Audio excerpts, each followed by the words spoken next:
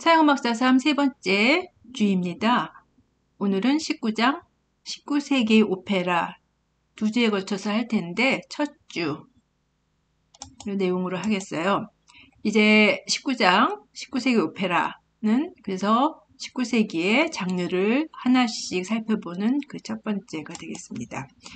19장의 목표는 이거예요. 첫째, 주요 국가 이태리, 프랑스, 독일 각 나라별 오페라의 전통과 특징이 무엇인가 아는 것이에요.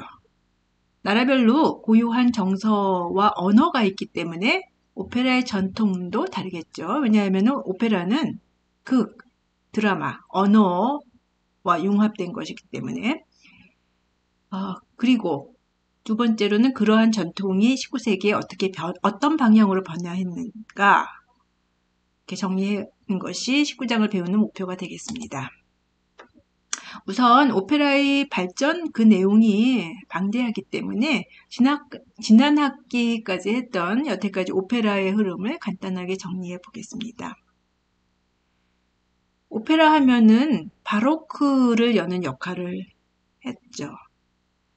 이태리의 피렌체에서 영어로는 플로렌스이죠. 피렌체에서 예술가, 시인, 지식인들이 모여서 고대 그리스에서는 비극을 어떻게 상연했을까? 그것을 연구하고 재현하려고 했어요. 이런 사람들을 피렌체 카메라타라고 했죠. 그 연구 결과 카치니, 페리, 그리고 나중에 몬테베르디 이런 사람들이 그리스 신화인 에우리디체와 오르페오를 주제로 한 여러 오페라들을 만들었어요. 이들을 피렌체 오페라라고 하였죠. 피렌체 오페라의 특징은 모노디 양식. 간단한 화성 반주 위에서 낭송하는 듯한 노래를 부르는 것. 그러니까 아름다운 노래가 아니라 간단한 화성 반주에서 화성이 발달했죠. 그죠? 아무래도 그러니까 노래보다는 스토리 라인이나 극의 짜임새, 극적인 면, 극의 흐름, 또 가사 전달에 관심을 두었어요. 연극과 같은 거죠. 연극과 비슷했어요. 그리고 음악적인 면으로 보면은 합창이나 춤이나 또 무대 장치 같은 다양한 요소들의 비중이 컸어요. 그러니까 음악이라기보다는 하나의 극 같은 그런 개념으로 오페라를 생각한 거죠. 피렌체에서는. 그런데 1635년에 이제 오페라가 인기를 끄니까 베네치아에 오페라 극장이 생겨요.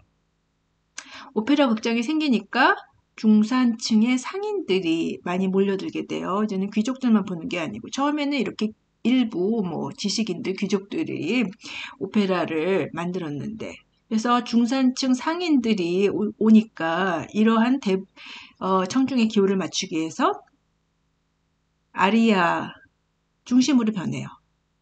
아리아는 주인공의 감정을 아주 멋들어진 그 기교와 멋들어진 선율로 표현하고 레시타티보는 그게 진행을 맡는 이 역할 구분이 일어나게 돼요. 그리고 나머지 요소들 중창, 합창, 기악 같은 것은 그냥 조금만 우리가 보고 싶은 것은 주인공의 노래야 이렇게 되는 거죠. 이런 특징들은 나폴리로 옮겨가면서 심화되었고 그래서 카스트라토 그리고 다카포아리아 등 화려한 기교를 과시하는 화려한 아리아가 스포트라이트를 받습니다. 그래서 음악의 요소들이 극보다는 훨씬 더 우위에 서게 되는 거죠. 이 마지막에 핸델의 오페라가 이런 오페라 중 아주 훌륭한 오페라, 그래도 극과 음악이 훌륭한 균형을 이루는 그런 나폴리 오페라라고 볼 수가 있어요. 반면에 동시에 바로크 시대 프랑스에서는 프랑스 특유의 전통, 즉 궁정 발레 전통, 그리고 고전 비극, 대한 프라이드가 있었고요. 프랑스어 자체의 특징, 리에종이 있었죠. 그래서 아리아는 비교적 단순하고 레시타티보와 연결해서 유연하게 흐르는 편이 많아요. 그리고 대신에 아리아가 단순한 대신에 춤, 합창, 기악 등 볼거리에 치중하고 그래서 서정 비극이라고 해서 트레지디 리릭이라고 해서 이태리 오페라와는 차이를 둡니다. 고전 시대에 들어서 기악 음악이 워낙 발달했기 때문에 오페라는 기악 음악에 비해 이전처럼 많은 인기를 얻지는 않았죠. 이태리에서는 오페라 막간에 상연되던 가벼운 내용의 막간극, 인터메조, 막간극이 인기를 얻게 되면서 오페라 부파로 독립하게 돼요. 그러면서 예전에 오페라는 오페라가 아니고 오페라 세리아, 심각한 오페라로 부르게 되면서 아무래도 오페라 세리아는 퇴조하게 되고요.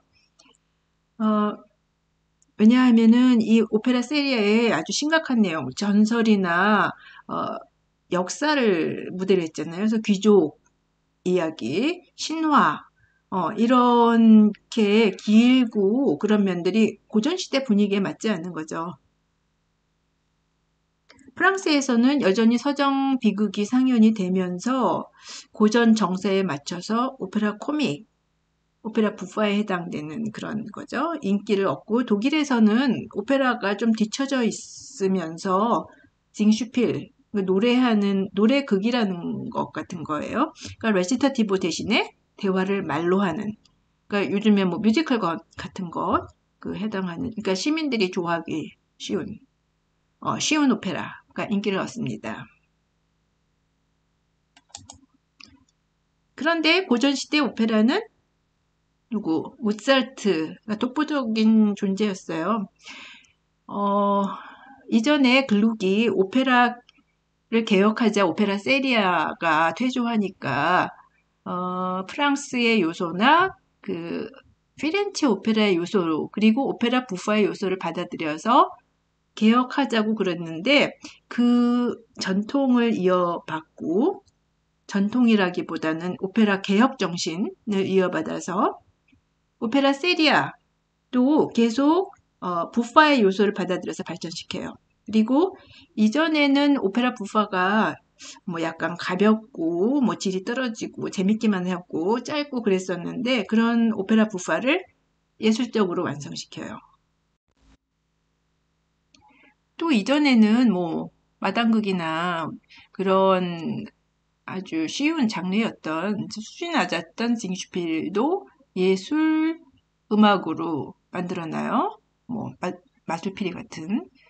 그래서 결국 모차르트는 오페라 세리아나 오페라 부파나 징슈필 다 하나도 빠짐이 없이 예술적 장르로 격상시켜 놓습니다. 말하자면 여태까지 음악과 극의 힘 겨루기 누가 더 우위나 이런 것들이 오페라의 주요 관심사였다면은 모차르트 오페라에서는 이들이 완벽한 균형을 이룬다 이런 평가를 받아요. 극의 구조도 짜임새 있고 탄탄할 뿐만 아니라 음악의 아름다움 뭐 유명하죠. 모차르트의 아름다움은 균형을 이루어서 뭐 누가 우위다라고 할 수 없고요. 그러니까 음악도 아름답지만은 가사라든지 그게 흐름 같은 것도 아주 뭐 연극에 뒤지지 않는다 이렇게 되는 거죠. 또 중창이나 합창, 특히 중창이 굉장히 중요한 역할을 하고 또 서곡 이 노래와 마찬가지로 중요한 역할을 하게 돼요. 그러니까 모차르트의 오페라는 이전까지 있었던 오페라의 발달을 아주 뭐라 그럴까요? 최정상으로 올려놓는 역할을 했다고 볼 수가 있어요. 그럼 19세기의 오페라는 어떻게 전개될까요? 여기서는 이렇게 세 나라, 이태리, 프랑스, 독일로 나눠서 살펴보기로 하겠습니다. 우선 이태리 오페라의 소재나 특징은 보수적이라고 할 수 있어요. 그러니까 보수적이란 말은 이 소재를 보면은 우리나라 뭐 드라마 같아요. 멜로드라마. 우리나라 사람들이 좋아하죠. 그래서 이태리 오페라를. 그러니까 복잡하게 얽힌 남녀의 사랑 이야기. 인간사예요. 그리고 음악적으로는 베칸토 전통. 아름다운 아리아가 중요해요. 후기에는 뭐 베리스모가 나타나고요.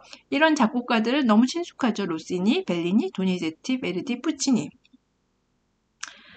프랑스 오페라는 항상 프랑스는 이태리나 다른 주류에 삐쳐서 다른 면을 항상 보여요. 그래서 서정 비극의 전통을 이어서 사랑 이야기보다는 역사상 사건을 주제로 한 오페라, 그리고 장대한 장면, 군중 장면을 많이 써갖고 볼거리, 그랑 오페라, 그랜드 오페라라고 보통 그러는데 대규모 오페라라는 거죠. 이게 나중에 이제 이태리 오페라도 영향을 주게 돼요. 그래서 이러한 장대함, 그래서 프랑스 발음으로 그랑 오페라라고 그러는데 이런 장르를 만들고요.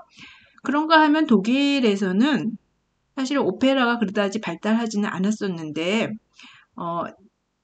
독일 하면은 낭만주의의 발원지죠. 그래서 특별히 낭만적인 요소들이 발달해요. 즉 초자연, 전원, 뭐 이런 거죠. 선과 악의 대결, 복수, 뭐 사랑에 의한 구원, 그리고 철학, 종교적, 신화적 이런 낭만적인 내용이 독일인들의 낭만적 특성에 맞춰서 발달합니다. 소재로 볼 때 굉장히 특이해요. 우리가 예를 들어서 이태리 뭐 예를 들어서 베르디나 뭐 푸치니 다 낭만 음악이라고 그러죠. 그렇지만은 낭만 음악 스타일을 보면 낭만 음악 맞긴 맞는데 낭만주의, 로맨티시즘 첫 시간에 배웠던 그런 엄밀한 의미에서 말하자면은 이태리 오페라는 소재를 현실에 두었기 때문에 낭만적이라기보다는 사실 사실주의에 가깝다고 말할 수 있고 정말로 낭만적인 오페라는 독일에서 발달했다. 이렇게 말할 수 있는 거죠.